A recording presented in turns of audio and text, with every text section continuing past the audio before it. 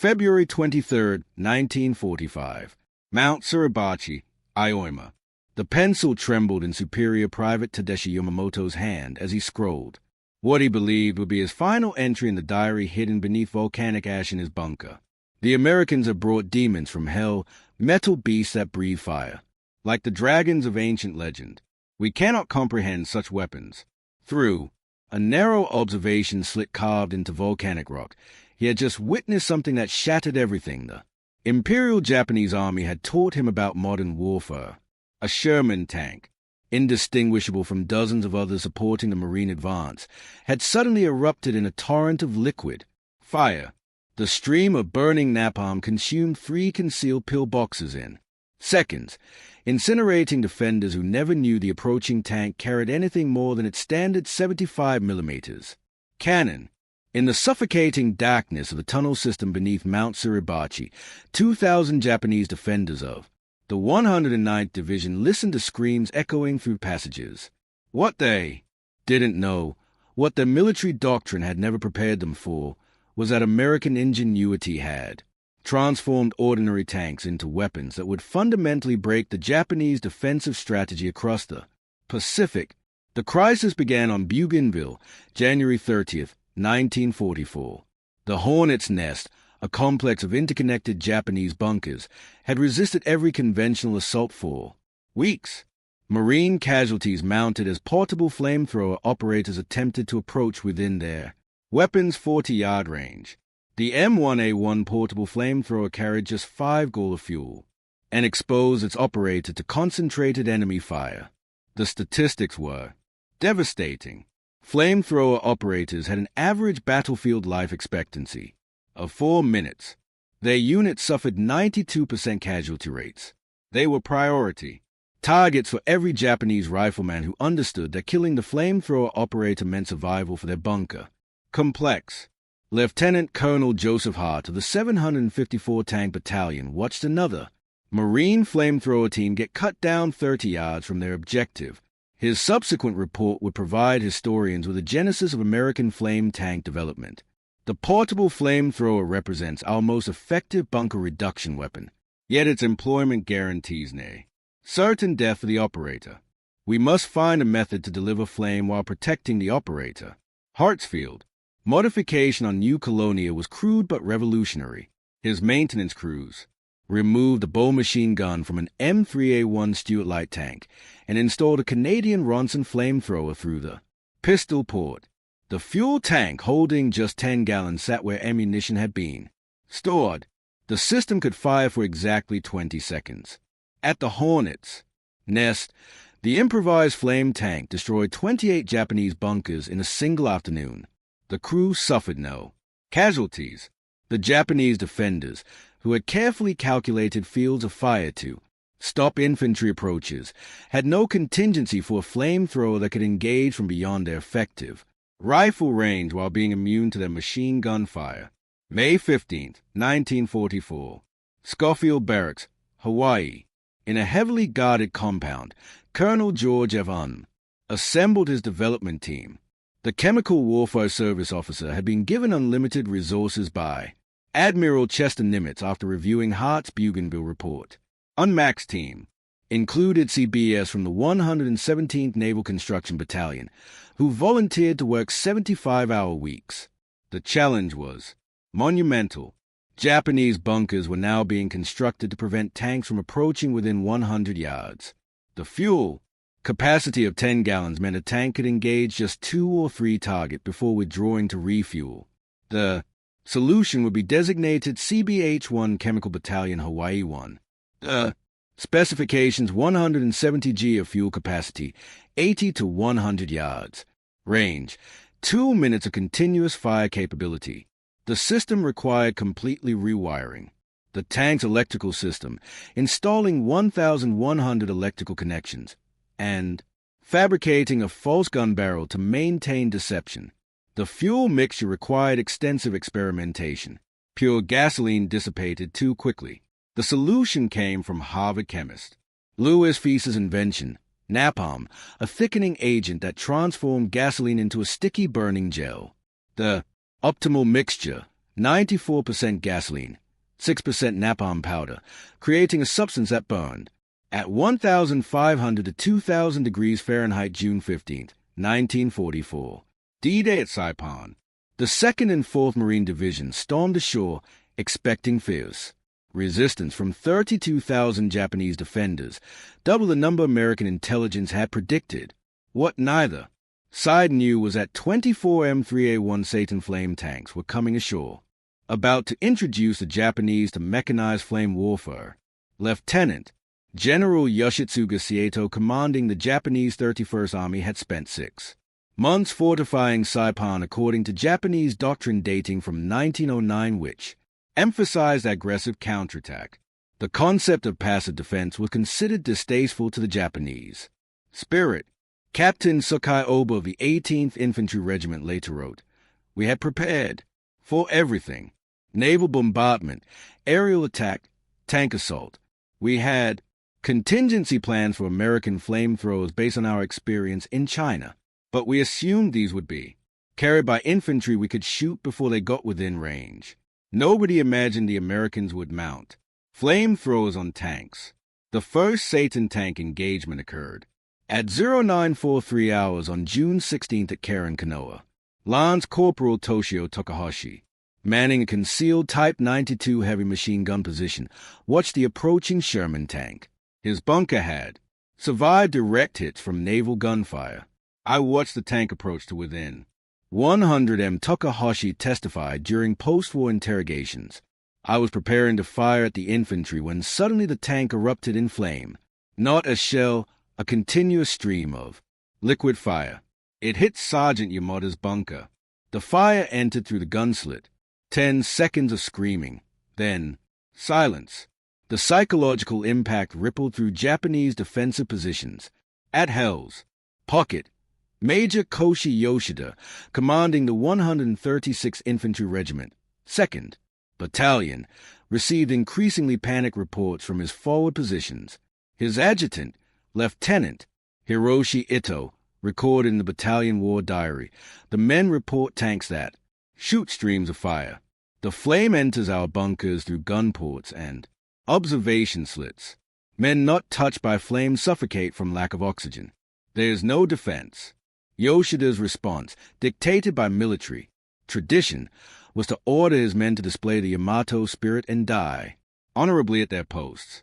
But Bushido Code offered no tactical solution to liquid fire. The concept of tactical withdrawal, standard in German or Soviet doctrine, was unthinkable in Japanese military culture. Private Kenji Suzuki, one of 13 survivors from a company of 178 men, later described the breakdown. When word spread that flame tanks were approaching, men who had sworn to die for the emperor began to abandon positions. "We had been taught that death in battle was glorious, but there was no glory in being burned alive." The Satan tanks at Saipan consumed 45,000 gallons of napalm in 25 days of combat. The flame tank crews, initially held in reserve, soon found themselves in constant demand. Infantry units refused to advance without flame tank support. The 8 M4A3 Sherman tanks equipped with CBH-1 flamethrowers that landed on Iwo Jima represented the second generation of American flame tank technology. These vehicles carried 290 gallons of napalm, with an effective range of 150 yards at 300 pounds per square in pressure. General Tadamichi Kuribayashi, commanding 21,000 defenders, had studied American tactics. At Saipan, his defensive plan specifically addressed flame weapons. Positions must be constructed beyond their range or with multiple exits to prevent entrapment. The Japanese had excavated 18 kilometers of tunnel through Iwo Jima's volcanic rock. Ventilation, shafts, multiple exits, and zigzag passages showed careful consideration of flame warfare. But Kuribayashi had calculated based on Satan tanks' 80-yard range. The new CBH-1 systems could reach 150 yards. February 21st, 1945, D+2 at Iwo Jima. Tank Commander, Staff Sergeant Robert Watson, described the first engagement. "We approached caves at the base of Suribachi. Infantry had been trying to clear them for 6 hours. We pulled up to 120 yards beyond Japanese anti-tank weapon range and triggered a 15-second burst. The flame entered the cave and followed the tunnel system. Smoke vented from Spider, holes 50 yards away. Superior Private Shigo Hayashi survived by being in a sealed chamber. His 1975 account provides the only Japanese perspective. Orange light filled the tunnel ahead. The flame moved like a living thing, following every passage. Men tried to run, but fire moved faster. Screaming lasted perhaps 10 seconds. The northern plateau of Iwo Jima contained Hill 382, Turkey Knob, and the amphitheater, positions connected by tunnels with interlocking fields of fire. Colonel Thomas Warham, commanding the 27th Marines, made a decision that became standard doctrine. No infantry assault will commence until flame tanks have suppressed the objective. The Flame Tank Dragon, commanded by Sergeant William Adamson, led the assault on Turkey Knob on March 3rd. Adamson's crew had developed reconnaissance by fire using short bursts to reveal hidden positions by smoke venting from concealed openings. In 4 hours, Dragon revealed and eliminated 27 Japanese positions. Captain Hiroaki Nishimura II, Mixed Brigade, observed the flame tank's operational patterns and noted a critical weakness. After approximately 60 seconds of firing, tanks needed to withdraw and re-pressurize. We instructed our men to count the seconds. When the count reached 50, soldiers in secondary positions would prepare to engage during re-pressurization. This adaptation led to the first flame tank destroyed by Japanese action. On March 5th, after a 55-second burst, a Japanese soldier emerged 30 feet away and threw a satchel charge onto the engine deck. 2 crew members died. The American response was immediate. Flame tanks would operate in pairs, one providing conventional support while the other discharged flame. This tactical evolution became standard doctrine. March 9, 1945, the Gorge, Iwo Jima. This narrow ravine contained General Kuribayashi's headquarters, 75-foot underground with 5-foot thick reinforced concrete walls housing 1,000 naval troops under Captain Samji Ainu. Lieutenant Colonel Joseph Chambers requested every available flame tank. 6 tanks, the entire operational infantry, assembled at dawn. They arranged themselves around the gorge's entrance and commenced firing in sequence, maintaining continuous projection for 12 minutes. They consumed 1,800 gallons of napalm. Corporal Masao Watanabe, one of 7 survivors, testified fire came from all directions.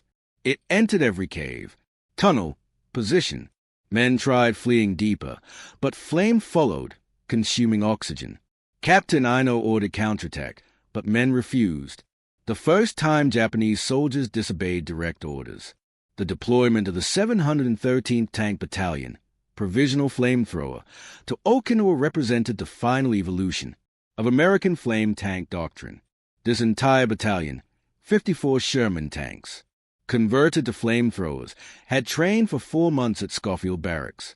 The battalion's equipment represented pinnacle flame tank technology.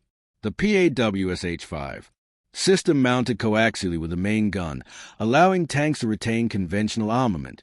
The flame projector, concealed within a false barrel, could discharge napalm at 4.4 goal per second.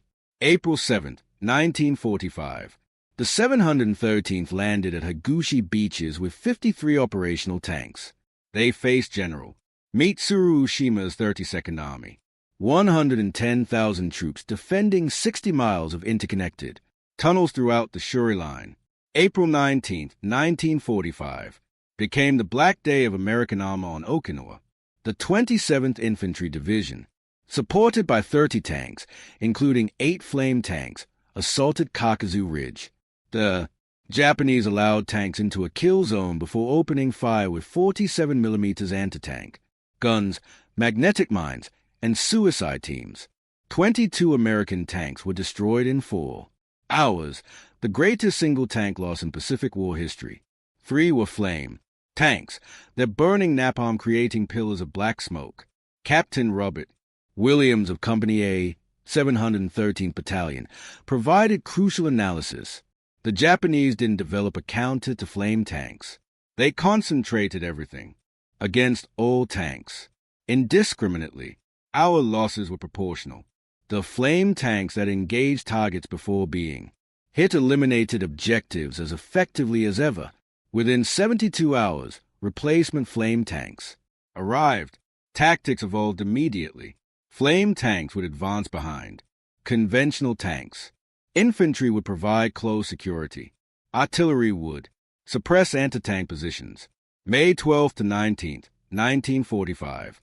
Sugarloaf Hill anchored the Western Shuri Line with Half Moon and Horseshoe Hills forming an interlocking complex. The 6th Marine Division had suffered 2,662 casualties attempting to take the position. On May 17th, Lieutenant Colonel Stephen Sabul coordinated 12 flame tank for Operation Blowtorch, the planned simultaneous engagement of all 3 hills, preventing mutual support with 20 minutes of suppressive flame while infantry advanced. Sergeant Michael O'Brien, commanding Devil's Breath, described the assault. We pulled into position 150 yards from Sugarloaf. Japanese soldiers could see us. At 0615, we commenced firing. The flame arced through the air, impacted the hillside, flowed into every hole. I fired 45 seconds, then rotated back while another tank took over.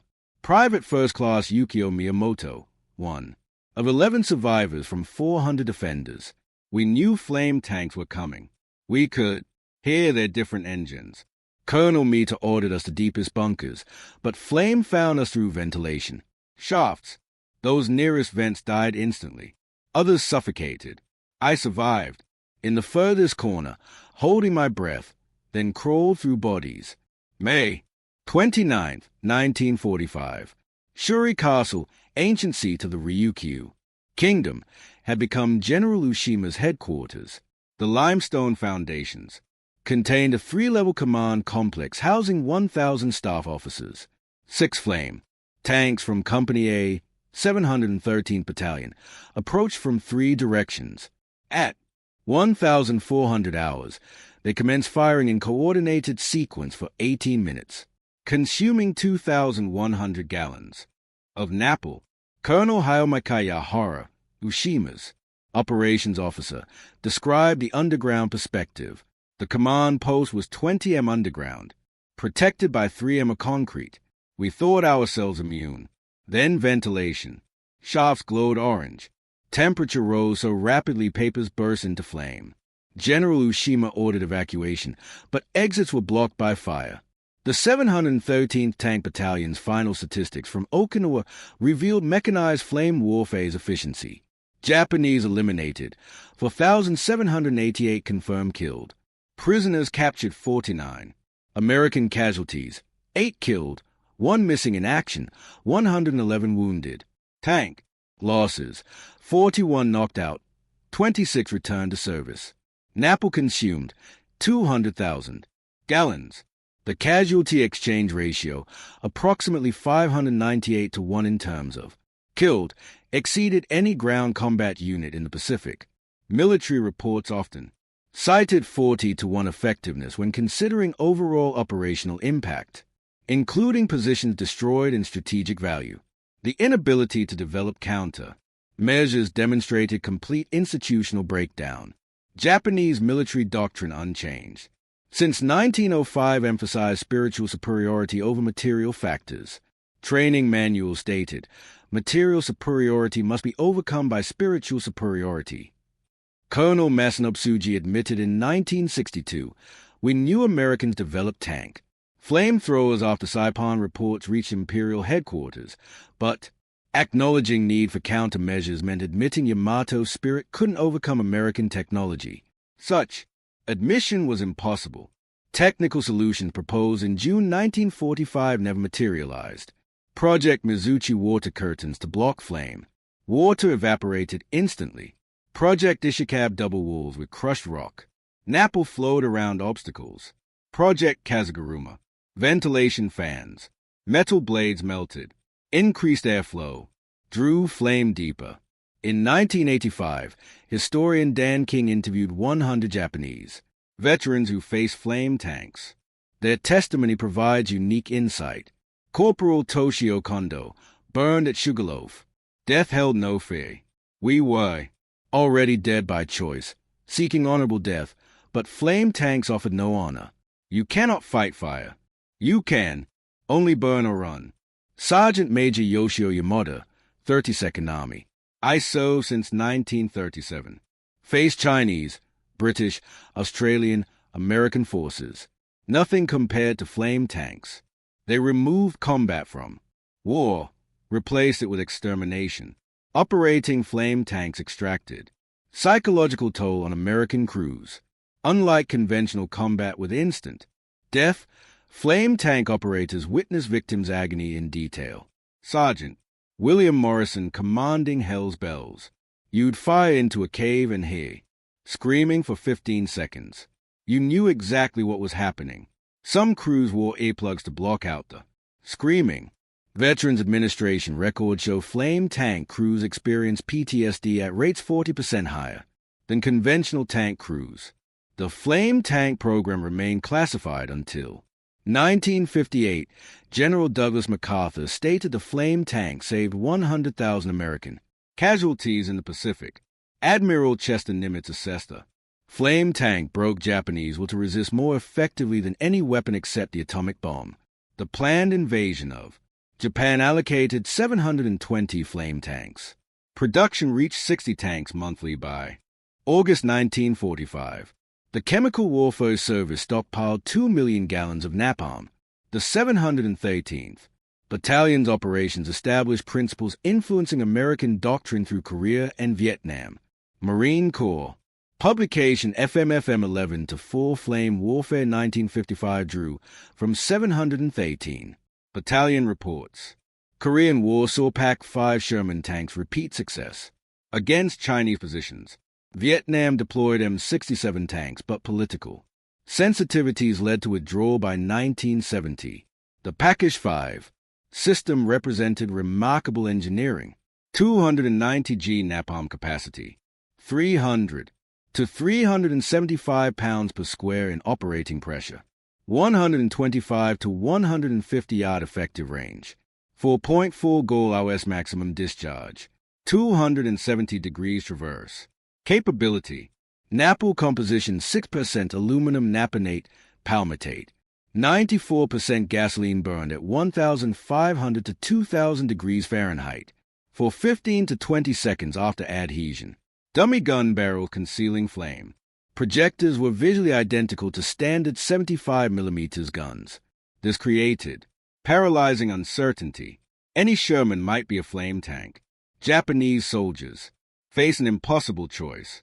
Engage what might be conventional tank and reveal position or weight and potentially be incinerated. Captain Hideki Yamashita, 24th Division. Americans made every tank a potential flame tank in soldiers' minds. Men hesitated engaging even conventional tanks, fearing flame retaliation. Though only 54 flame tanks operated among 800 on Okinawa, Japanese interrogation suggested they believed Americans fielded hundreds. June 1945 brought the flame extension system, 400 feet armored hoses allowing infantry to project flame beyond tank-accessible terrain. Technical Sergeant Paul Rodriguez explained, "We turned every flame tank into a flame supply point. 4 squads could operate from one tank. We called it distributed destruction." Private Tetsuo Nakamura captured June 18th. We dug deeper, made smaller entrances. Nothing mattered. Flame found us through cracks and rocks, spaces we didn't know existed. On June 23, 1945, organized resistance ended. General Oshijima committed seppuku after issuing the enemy's material. Superiority has overcome our spiritual strength. Development timeline. January 1944, first improvisation, 10 gallons, 60-yard range. June 1944, Satan tanks, 170 G, 80-yard range. February 1945, CBH-1 systems, 290 G, 150-yard range. April 1945, PAC WSH 5300 G, 125 to 150-yard range. Production 354 flame tanks, total 605,000. Napalm consumed 22,000 plus Japanese killed by flame tanks. Major Yoshitoka. Iwo Jima survivor flame tanks didn't just defeat us militarily, they invalidated our entire warfare concept. We prepared to die beautifully for the emperor. Instead, we died anonymously, burned from caves. Captain Shimura testified in 1951.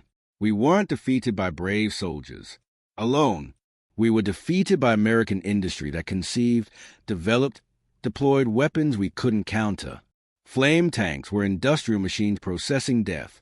By June 1945, over 10,000 Americans had trained on flame tanks. Yet, Japanese intelligence never grasped deployment scale until facing them. Lieutenant Colonel Takashi Watanabe, Imperial General Headquarters. We received reports after every operation from June 1944. We dismissed them as propaganda. That Americans deployed hundreds of flame tanks never occurred to us. Military historians calculate flame tanks saved 50,000 to 100,000 American casualties. Each position eliminated by flame would have required frontal assault, accepting 30 to 50% casualties. Master Sergeant Anthony Romano, who commanded 3 flame tanks. People ask if I'm proud. I'm proud I saved Marine lives, but I'm not proud of burning men alive. We did what was necessary, not noble. Colonel Unmar reflected in 1970. We stumbled into the perfect weapon-target combination. Japanese-built defenses proof against every weapon, except the one we hadn't planned to use. They prepared for conventional assault. We brought liquid fire. General James Mattis, 2010. The 713th Battalion proved you don't fight fair, you fight to win. They faced an enemy who welcomed death and defeated them with a weapon that made death terrible. That's saving American lives. Through superior firepower. Corporal Eugene Patterson, last surviving 713th operator, died 2018. Japanese wouldn't surrender. They'd fight from caves with no hope just to kill one more American. We could have spent months digging them out, losing thousands. Instead, we burned them out in hours. Given the same choice, I'd do it again because every Japanese soldier we burned meant an American boy who went home. The transformation of Sherman tanks into flamethrowers symbolizes warfare's evolution from combat to industrial processing. Japanese forces prepared for honorable death face mechanized. Emulation offering neither honor nor escape. The statistics tell part of the story. Behind numbers lie individual horrors. Soldiers burning in caves. Operators haunted by screams. Paradise Islands becoming crematoriums. Flame tank warfare was never glorious, only efficient. Yet that efficiency ended the Pacific War with fewer casualties and alternatives. Flame tanks that terrorized Japanese forces into abandoning sworn positions ultimately saved lives by hastening defeat.